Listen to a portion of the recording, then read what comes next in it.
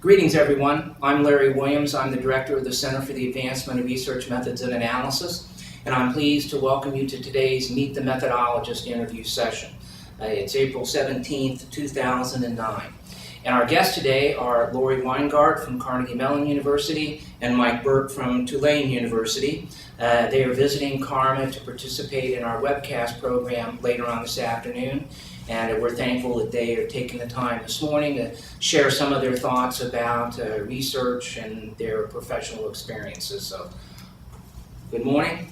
Thank you for coming. First of all, let me ask the question that we generally start with, which is, how did you get interested in the process of research and research methods? Mike, you want to start off? For me, it was a time during my sophomore year at the University of Notre Dame where I was trying to figure out what my major would be. And there were limited courses I could take. I had some interest in this field called psychology. There were limited courses available, so I took a course in statistics in psychology and became fascinated with this thing called hypothesis testing. And from there on, decided to major in psychology, mainly because I liked the introduction to statistics course. Yeah. Laurie, how about you? Well, I started as an accounting major. That didn't last very long, and in an attempt to switch, I always loved psychology, and so switched over to industrial psychology in my junior year, and met Alan Lind and Ruth Canfer in the psych department, and started doing some work for them in their lab. And that really introduced me to experimental methods and also to research in general, and that kind of started me down the road. And as you moved into graduate school, did you have a particular research methods course that you enjoyed, and if so, why that particular one? Well, I would say that there were two experiences. One was taking just a general experimental methods course over in psychology at Northwestern, but then also starting to work with some of the group's researchers in the business school and working with Jean Brett. It was actually a content course in groups and teams that got me interested in thinking about how I could take some of the individual topics I was interested in at that point it was goal setting and motivation, and thinking about studying them in a group's context. Mike, how about you? For me, it was a course in psychometrics where I took at IIT, Illinois Institute of Technology, and I found the course fascinating. It was my second course in measurement, where I had taken a course earlier with a book by Nunnally, and I ended up taking this course. It was a different book, completely different book, by Lord Novick, something like Statistical Theories. I forgot the title at this point. But it was a different perspective, and it actually created more interest on my behalf in the area of testing and measurement. Were there any particular challenges that you can recall from those days and learning about research methods and statistics? No particular challenges, although I didn't have a strong interest in experimental methods. So I really had a little bit of difficulty, let's say, focusing on that particular topic area. Mm-hmm. Laurie, how about you? Any particular challenges that you recall about learning research methods and statistics as a graduate student? Well, the statistics discipline, and the courses available were pretty straightforward, although it was always difficult going over to the stats department to learn some advanced structural equation modeling course when you're doing matrix algebra, when all I wanted to do was plug my data in and see what the answer was. But then I got over that. But what was, I think, the biggest challenge is there were no courses in the types of methods I wanted to do. Because I was studying groups and I wanted to do behavioral observation, and there was some expertise around, but I had to find it. So I had to go over to the Department of Communication on campus. I worked with Mike Roloff, who helped me. And then I started seeking out people at other campuses in communication, and really started to figure it out on my own in terms of how does one collect this type of data, analyze it, go in other disciplines, because it wasn't in psychology at the time. It still isn't. Well, you both obviously have had great success in the research process or in your research endeavors. With a lot of experience as editing and reviewing, and I just was wondering whether you would like to comment on some of the most frequent limitations that you have seen in your role in editing or reviewing manuscripts from OB and HR. Mike, you want to It's an start? interesting question. I think that as an editor, I see three primary issues that are not often well attended to. They're not necessarily method issues. One is where researchers simply fail to develop adequate rationales for their hypotheses. The second would probably be in the formal statement of hypotheses, where often they don't have variables in them. So that is a particular issue. And probably the third is the lack of alignment of hypotheses and method. Sometimes there's a misalignment, and that actually creates a lot of havoc with reviewers. Yeah, Laurie, how about you? I think, so I'll just focus on the group process area since Sure. that's my focus today in general.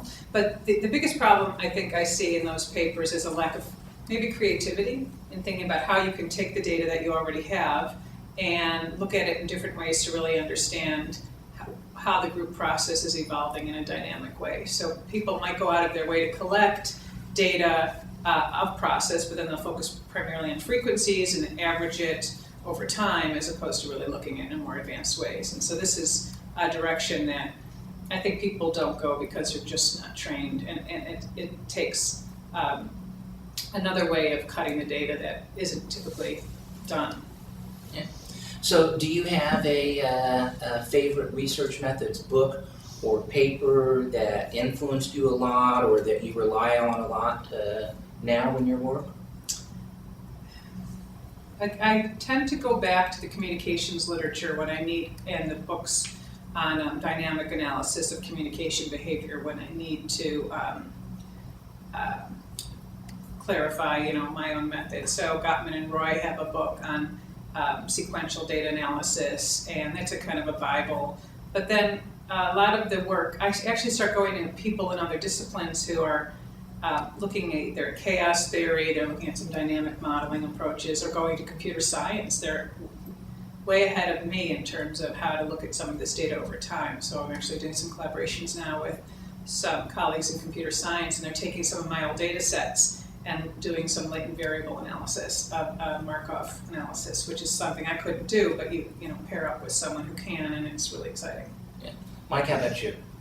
These days I do a lot of reviewing, writing decision letters on papers, so most of my reviewing tends to be in the areas of testing, measurement, personnel selection, and related human resource topics. So I find that I'm often going back to look at a textbook by Allen and Yen. It's not widely recognized or available, but it's an excellent introductory textbook in terms of measurement theory. Okay. I'd like for you to kind of step back a little bit and take sort of a perspective from a distance and see if within the areas that you work in, you think that there are areas that where researchers are doing a particularly good job and areas where people are particularly not doing a good job. So, Mike, would you like to comment on that? One area where I see that we could improve relates to a research field that I have considerable interest in, and that is meta-analysis. A great deal of the research in meta-analysis concerns studying relationships between individual difference variables. We do a good job at that, but the studies themselves represent excellent context or situational variables, which we tend not to look into. And I think we probably could do a much better job of developing taxonomies or essentially attempting to conceptualize situations and contexts and study them as such within meta-analyses.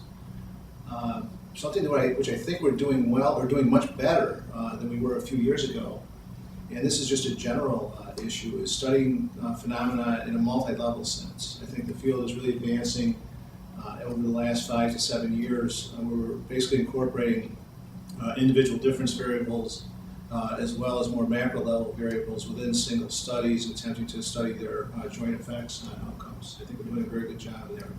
Yeah. Laurie, within the groups area, things that are areas where we could improve? I think in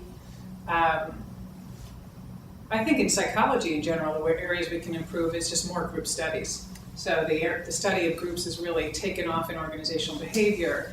We see much less of it going on in social psychology. And I guess if I had any one wish, I would wish that we could get more of a critical mass in psychology to be studying group phenomena in general to balance out the focus on social cognition, which has been great, but also kind of the group's phenomena and the group focus has become less prevalent. in that field. And so I'd like to see a little bit more of that happening in general, because what the psychologists bring to the table is some very tight experimental designs, some really strong theory, and that we could leverage off in other fields. Okay. I'd like for you each to kind of share the origins of and give just a quick summary of your webcast lecture that you're going to be giving later today. Mike? My webcast lecture, at least the origins, truly does originate about 27 years ago. Just as I was finishing up my graduate school work, I began working on a project with a person who had supervised my dissertation, Laurie Weingart. And it was a project that we worked on initially around 1982, 1983, and for a period of time we could not find a particular component, basically a covariance that was going to go into an equation. So we put this project on hold for about 6 years, picked it back up in the late 1980s, and then moved forward with the publication of that work. Okay. Laurie? I think the source of the talk started about 15 years ago for me, when I was studying group processes and there weren't a lot of people doing it, and one of my colleagues suggested that I might want to write a chapter for ROB on the ways and means of studying group processes. So I wrote that, and it got me, I think it started labeling me as a methodologist, which I never really thought of myself as one. Over time, I kept thinking about the process, really to get more people to do it with me. I kind of felt lonely. And so I started writing in that area. And then as my own research became a little bit more advanced in terms of thinking about dynamics of group processes, along the way I kind of recorded what I was doing. And I started giving a talk, mostly in research method seminars on how to do this type of work. And so I was really glad to have the opportunity to be able to present it here at CARMA. Good. I could add something just Absolutely. related to the origins. Although the origins of mine were 25 to 27 years ago, I've never taught on this topic in that time period. I've published several articles with Laurie Weigart on it, so this will be essentially my first presentation. Oh, great.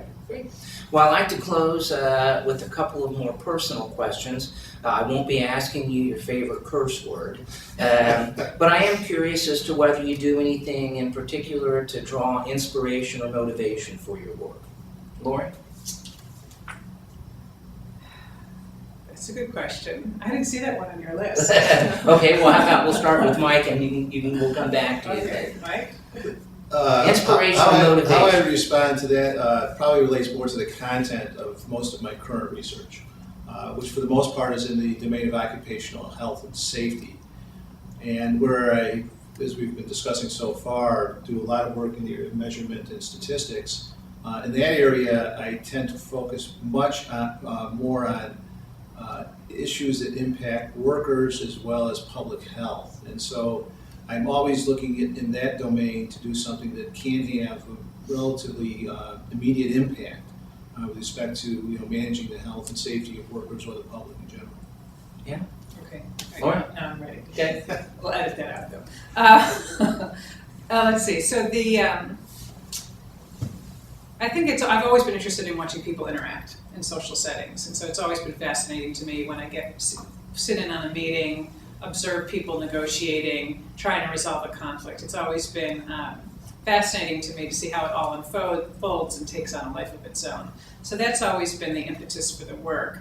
And I think what's motivating for me with regard to that is there's never one right answer. There's so many ways to look at these processes. You can take the same interaction and cut it in many different ways.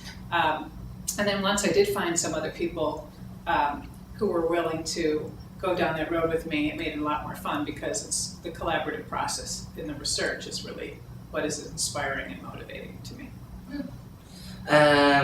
Last question, the things you like the most and the least about the work that you do. Let's see. I'm supposed to. Okay, I'll answer. The most, I would say, the students, interacting with the students and seeing them develop, both undergrad as well as graduate. It's letting me do a lot of work with the undergrads, so I very much like that, and I, appreciate having the opportunity to teach at both the undergrad and grad level.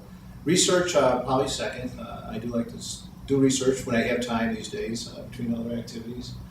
The least for me would be, and I'm glad that I can say I'm the past coordinator with the management and marketing area, is managing, essentially running a department. It was not necessarily my forte, and it's one that I probably will not take on again. Understood. Laurie? I think what I like the most about it also is kind of getting students involved and other people interested in the area.